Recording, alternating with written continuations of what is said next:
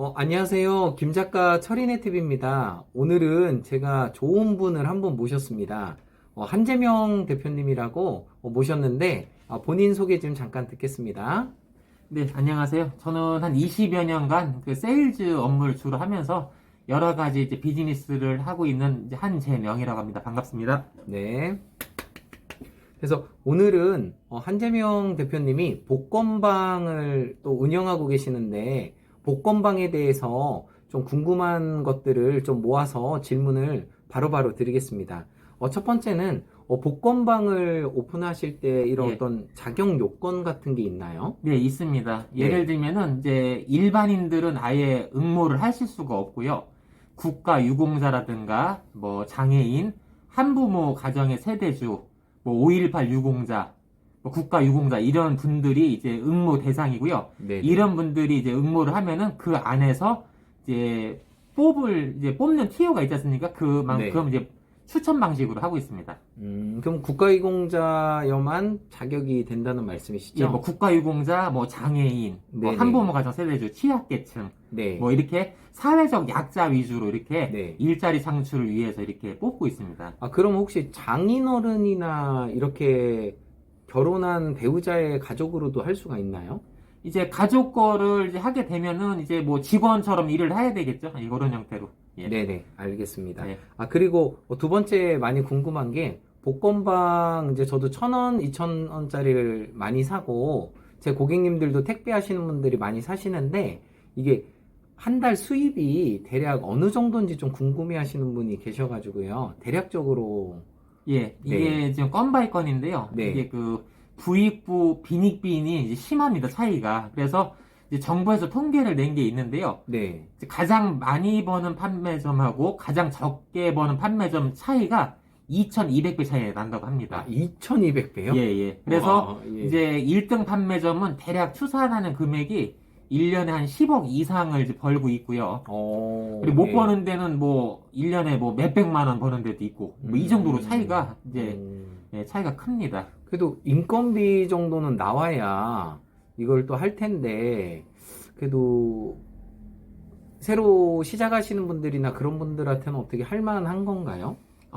이제 그것도 두 가지 경우가 있는데요. 네. 일단은 로또 판매점을 이제 하고 싶어 하는 분들이 생각보다 많으시더라고요. 예, 많아요. 근데 일단은 이제 허가 사업이고 이제 추첨제다 보니까는 이제 이렇게 하기도 어렵고요.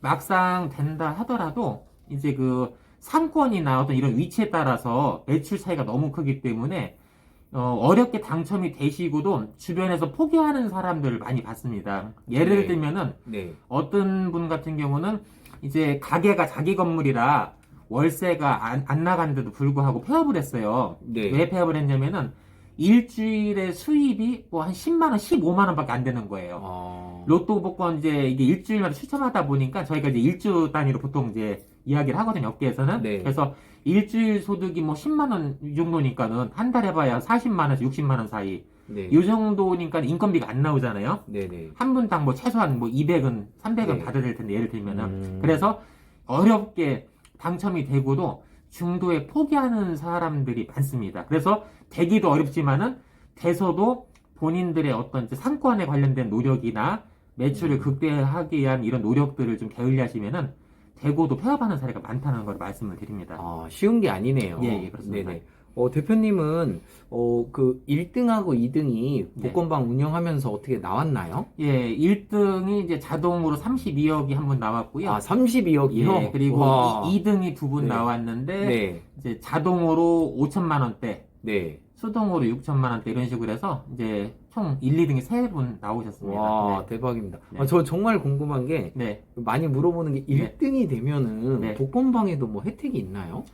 저도 이제 이게 한 지가 한 5년 차인데요. 그런 네. 질문을 많이 받는데 예, 궁금해요. 지금 로또가 지금 900회차가 한참 넘어가지 않습니까? 좀 있으면 이제 1000번 네. 이제 1000회차까지 가는 이제 시점이 있는데 네. 1, 2, 3회차 네. 초창기 1, 2, 3회차만 네. 5천만 원씩 줬다는 소리를 들었습니다. 진짜요? 예, 그러니까는 1, 2, 3회면은요 2002년도에 로또가 처음 생겼으니까는 처음이네요. 예, 뭐 하여튼 엄청 오래전 얘기입니다. 이게. 그럼 지금은 전혀 네. 없다는 전혀 얘기네요? 없습니다. 그렇군요. 지금은 판매점에 이제 보시면은 1등 당첨 판매점에서 이렇게 네. 플라스틱으로 해서 상호하고 매태차 네. 1등이라고 해서 보고하고 현수 막 걸어주고 있습니다. 아, 그렇군요. 예. 네, 사실하고는 조금 내용이 다르군요. 예. 네네. 아, 그리고 제 지인이 물어보는 게 그 로또방 그 평수 같은 경우도 뭐 제한이 있나요? 평수 제한은 없습니다.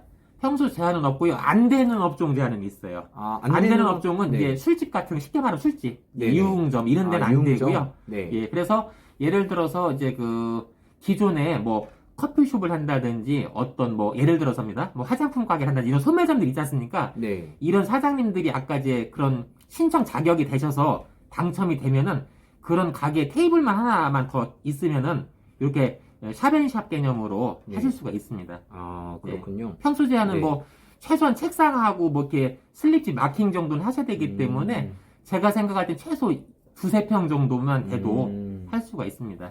그래도 대표님네 1등이 나왔는데 네. 대전에 계신 걸로 알고 있는데 네. 어떻게 좀 위치가 뭐 알려주셔도 되나요? 아니면 안 되는 건가요? 유동인구가 좀 많은 데라고만 말씀을 드릴게요.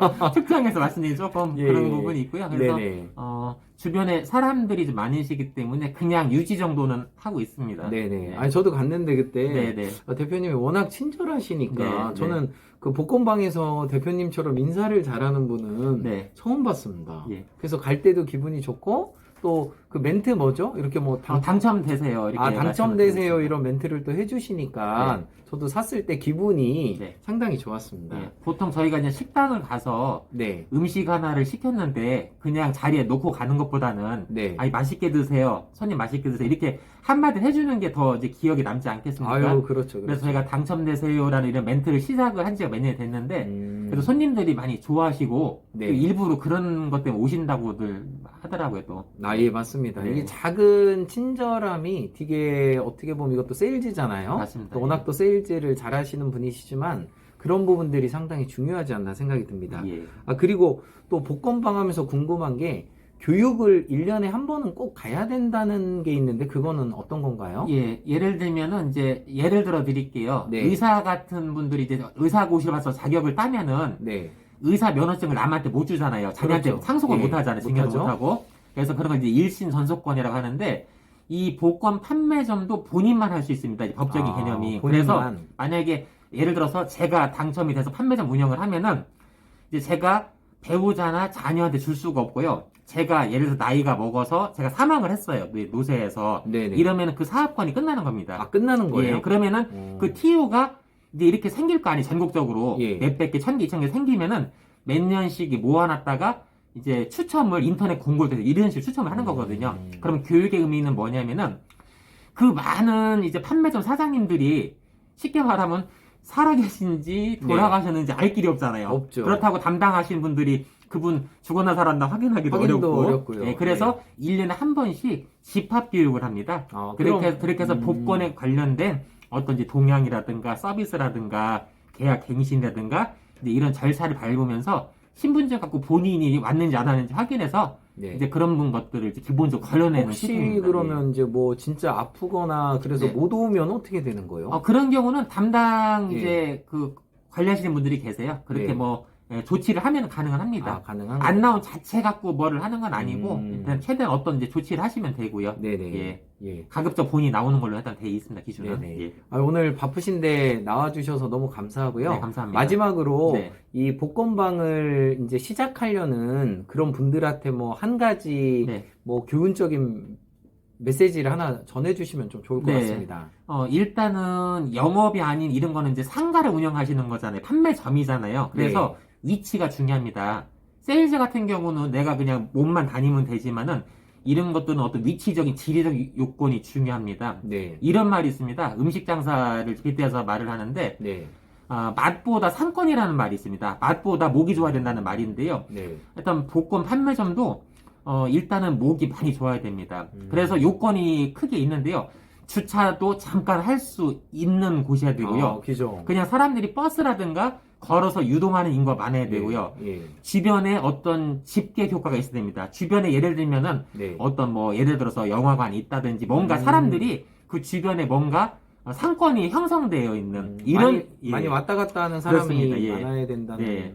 그런 곳이어야지 되지 주차가 안 된다든지 뭐 유동 인구가 없다든지 뭐 집계 효과가 없다든지 뭔가 이런 것들이 하나하나 이제 해당이 안 될 경우에는 어렵게 되셔도 유지하기가 좀 어렵습니다. 아, 예. 그러니까 철저히 분석하고 예, 예. 쉽게 얘기해서 이제 역세권이 좋다는 얘기군요. 예, 그리고 참고로 네. 그 뭐라고 할까?